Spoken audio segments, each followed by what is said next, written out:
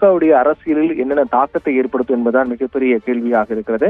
என்றால் இந்த தீர்ப்பு வழங்கப்பட்ட உடனே, அதாவது குற்றவாளி என்ற தீர்ப்பு வழங்கப்பட்ட 19ஆம் தேதி, அதற்கு பிறகு இன்றைய நாளில் தண்டனை விவரம் அறிவிக்கப்பட்டதை அடுத்து 30 நாட்கள் அவருக்கு அந்த தீர்ப்பை நிறுத்தி வைப்பதாக நீதிபதி தெரிவித்திருந்தார். இந்த 30 நாட்கள் தீர்ப்பு நிறுத்தி வைக்கப்படக்கூடிய காலத்தில் அவர் மேல்முறையீடு செய்யலாம். மேல்முறையீடு செய்து அதற்கு மூலமாக அவருக்கு சாதகமான ஒரு சூழ்நிலை கூட உருவாக்கலாம் என்று நீதிபதி ஜெயச்சந்திரன் அறிவித்திருந்தார். அந்த 30 நாட்களுக்கு பிறகு அவர் விழுப்புரம் நீதிமன்றத்தில் சரணடைய வேண்டும் என்று தெரிவிக்கப்பட்டிருக்கிறது. ஆக அவருக்கு இருக்கக்கூடிய அந்த கால அவகாசம் என்பது 30 நாட்கள் தான். 30 நாட்களுக்குள்ளாக அவர் மேல்முறையீடு செய்வதற்கான சூழல் ஏற்பட்டிருக்கிறது.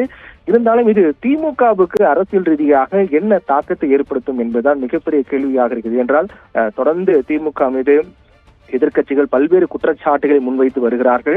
பல்வேறு நெருக்கடியான சூழலுக்கு மத்தியில் தற்போதைய அரசு சிக்கி தவித்து வருவதாக விமர்சனங்கள்லாம் முன்வைக்கப்பட்டு வருகிறது.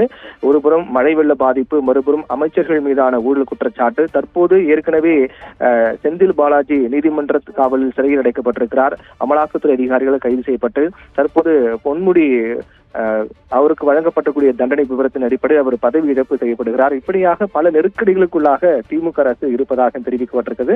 வரக்கூடிய தேர்தலில் இது என்ன தாக்கத்தை ஏற்படுத்தும் என்பதுதான் மிகப்பெரிய கேள்விக்குறியாக இருக்கிறது. 2024 நாடாளுமன்ற தேர்தல் வர இருக்கிறது. அது திமுக பல்வேறு வியூகங்களை வகுத்து வருகிறார்கள்.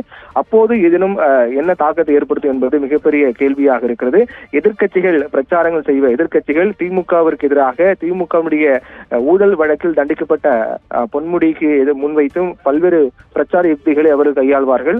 அது மக்கள் மத்தியில் என்ன தாக்கத்தை ஏற்படுத்தும் என்பதுதான் மிகப்பெரிய கேள்வியாக இருக்கிறது. திமுகவுக்கு பின்னடைவாக அமையுமா என்பது கூட பேசப்பட்டு வருகிறது.